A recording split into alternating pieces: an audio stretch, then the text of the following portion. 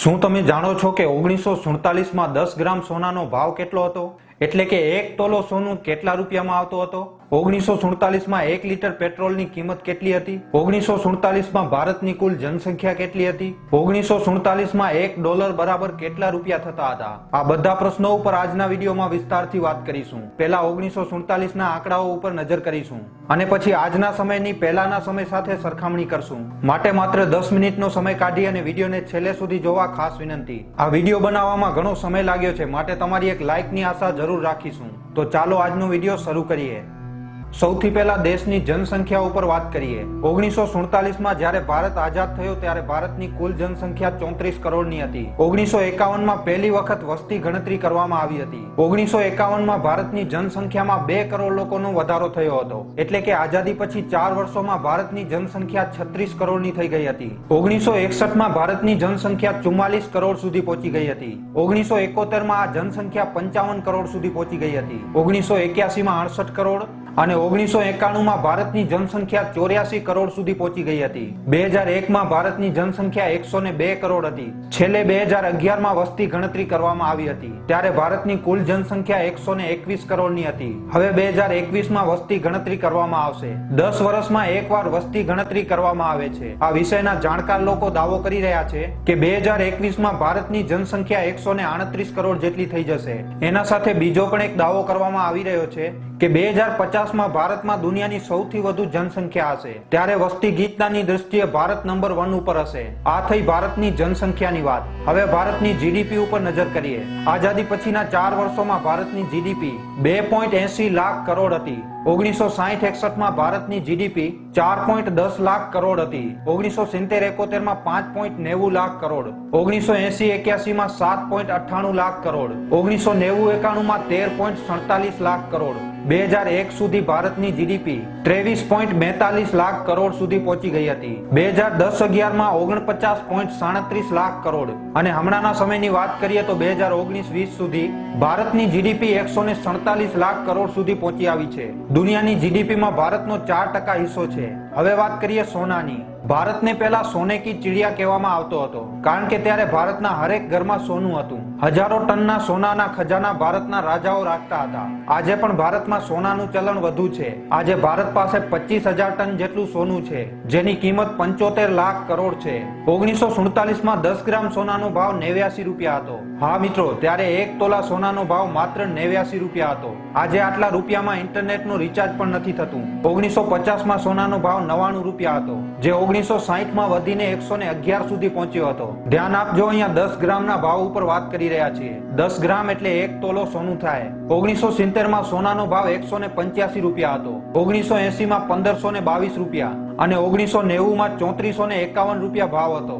2000 માં સોનાનો ભાવ 44,073 રૂપિયા હતો. 2010 માં 19,227 જેટલો ભાવ હતો અને હમણાં 2020 માં સોનાનો ભાવ 54,000 થી પણ વધુ થઈ ગયો છે. આવનારા સમયમાં હજી પણ સોનાનો ભાવ વધી શકે છે. 1947 માં જ્યાં સોનાનો ભાવ ખાલી 89 રૂપિયા હતો, ઈ સોનાનો આજે 54,000 થી વધુ ભાવ થઈ ગયો છે. હવે વાત કરીએ પેટ્રોલના ભાવની. 1947 માં લીટર પેટ્રોલનો ભાવ 27 પૈસા હતો. 1956 માં પેટ્રોલનો ભાવ 58 પૈસા હતો. 1973 માં પેટ્રોલનો ભાવ 1 રૂપિયો અને 52 પૈસા હતો. 1990 માં 12 રૂપિયા અને 23 પૈસા. 2000 માં 28 રૂપિયા. 2009 માં પેટ્રોલનો ભાવ 44 રૂપિયા સુધી પહોંચી આવ્યો હતો. 2013 માં લીટર પેટ્રોલનો ભાવ 76 રૂપિયા થઈ ગયો હતો. 2018 માં પેટ્રોલનો ભાવ 77 રૂપિયા હતો. 2020 માં પેટ્રોલનો ભાવ ક્યારેક 78 હોય છે તો ક્યારેક 80 હોય છે.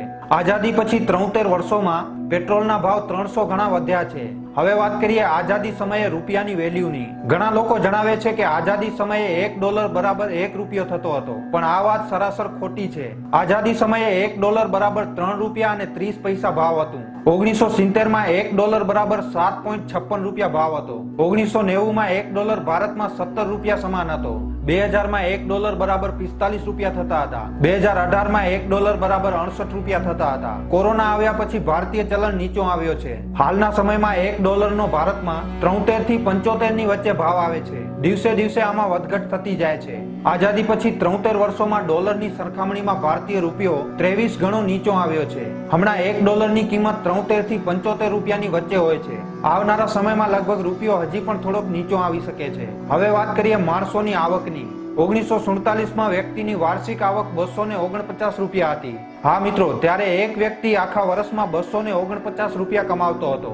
આજે 250 રૂપિયામાં ઇન્ટરનેટનો રિચાર્જ થાય છે. આજે આપણે એક દિવસમાં જ 250 રૂપિયા તો આરામથી વાપરી નાખીએ છીએ. 1950માં ભારતના માણસોની વાર્ષિક આવક 274 રૂપિયા સુધી પહોંચી આવી હતી. 1970માં લોકોની વાર્ષિક આવક 823 રૂપિયા હતી. 1980માં 2041 રૂપિયા, 1990માં 6200 રૂપિયા અને 2000માં લોકોની વાર્ષિક આવક 19000 રૂપિયા હતી. 2010 સુધી લોકોની વાર્ષિક આવક 58000 રૂપિયા હતી અને હમણાંના સમયે એટલે કે 2020માં લોકોની વાર્ષિક આવક 1,35,000 રૂપિયા થઈ ગઈ છે. 73 વર્ષોમાં ભારતના નાગરિકોની વાર્ષિક આવકમાં 542 ગણો વધારો થયો છે.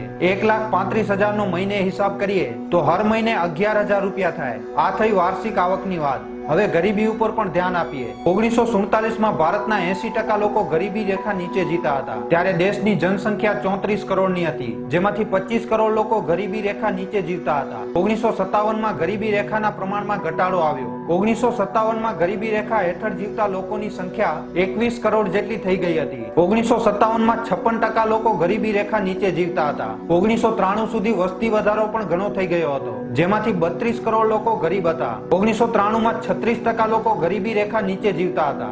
2009-10માં 35 કરોડ લોકો ગરીબ હતા. 2011-12 ની વાત કરીએ તો 27 કરોડ લોકો ગરીબ હતા, જે દેશની કુલ જનસંખ્યાના 22% થાય. ગરીબી રેખામાં મોટા પાયે ઘટાડો આવ્યો છે. 1947માં ભારતની કુલ જનસંખ્યા 34 કરોડની હતી, જેમાંથી 25 કરોડ લોકો ગરીબ હતા અને 2011માં ભારતની જનસંખ્યા 121 કરોડની હતી, જેમાંથી 27 કરોડ લોકો ગરીબ હતા. આવી રીતે આઝાદી પછી ગરીબી રેખામાં 58% નો ઘટાડો આવ્યો છે. હવે એક નજર રેલવે યાત્રા અને એના ભાડા ઉપર કરી લઈએ. 1950-51માં ટોટલ 128 કરોડ લોકોએ રેલવે યાત્રા કરી હતી. ત્યારે 1 કિલોમીટરના સફર માટે 1.5 પૈસાનો ભાડો લાગતો હતો. 2011-12માં 822 કરોડ રેલવે ટિકિટ વેચવામાં આવી હતી. પહેલાની સરખામણીમાં રેલવે યાત્રાના ભાડામાં ઘણી રાહત મળી છે. 2012માં 1 કિલોમીટર માટે લોકોને 27 પૈસા ખર્ચ કરવા પડતા હતા. 2018-19માં 843 કરોડ લોકોએ રેલવે યાત્રા કરી. આ સમયે 1 કિલોમીટર રેલવે યાત્રા માટે 44 પૈસા લાગત આવતી હતી. હવે કેન્દ્ર સરકારના ખર્ચ ઉપર વાત કરી લઈએ.